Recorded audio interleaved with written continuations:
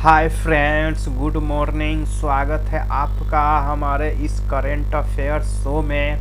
आज मैं फिर से 8 मार्च 2021 के 5 मोस्ट इम्पोर्टेंट करेंट अफेयर्स के साथ हाजिर हूँ दोस्तों।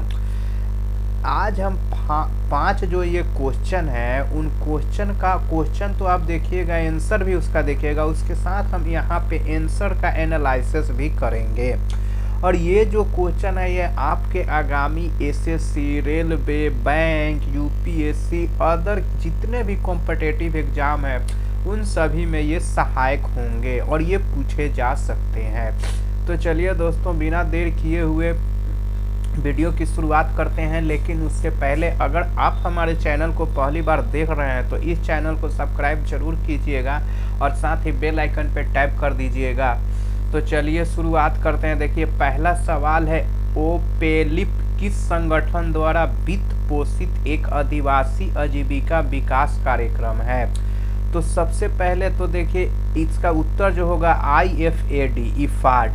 सबसे पहले हम बात करते हैं ओपेलिक का फुल फॉर्म क्या होता है। तो इसका जो फुल फॉर्म होता है Orissa particularly vulnerable tribal groups empowerment and livelihood improvement programme.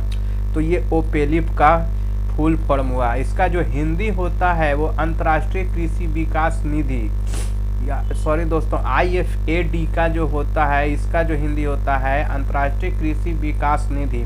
और IFAD का फुल फॉर्म होता है international fund for agriculture development द्वारा वित्त पोषित एक कार्यक्रम है।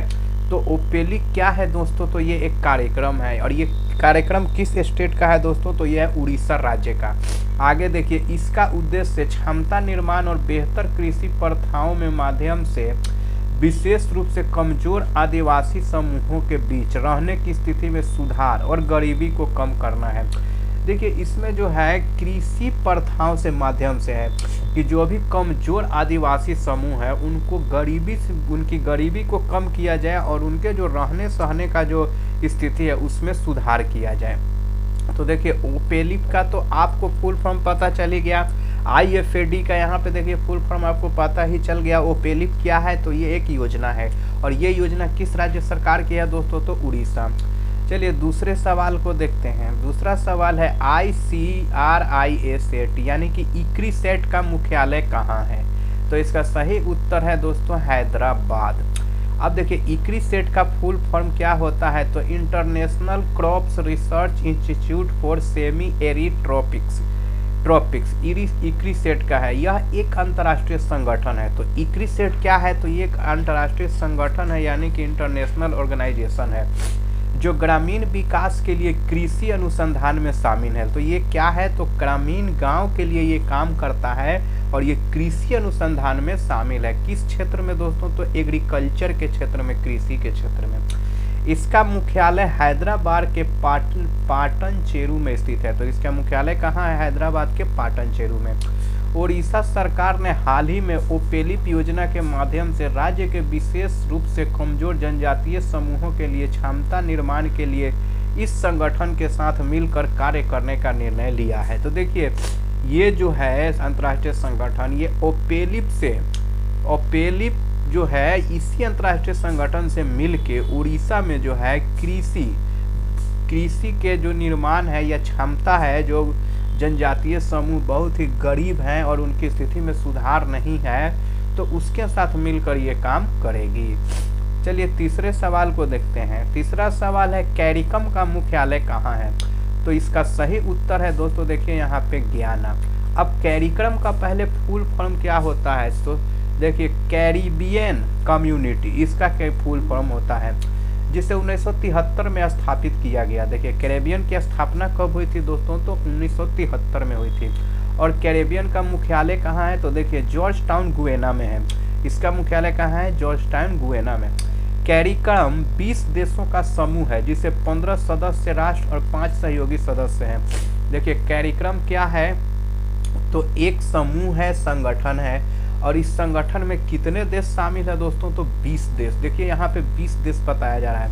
और जिसमें क्या है 15 सदस्य, इसके 15 सदस्य इसमें देश हैं, यानी कि इसके जो 15 मेंबर हैं वो कंट्री है, और 5 जो देश हैं वो 5 जो है वो सहयोगी सदस्य है, और 5 जो है कंट्री है वो सहयोगी सदस्य है। इसका उद्देश्य अपने सदस्यों के बीच आर्थिक एकीकरण और सहयोग स्थापित करना है। तो इसका उद्देश्य क्या है कि जितने भी इसके सदस्य हैं उसमें साथ आर्थिक एकीकरण और आर्थिक एकीकरण कर उसके सहयोग को स्थापित करना है।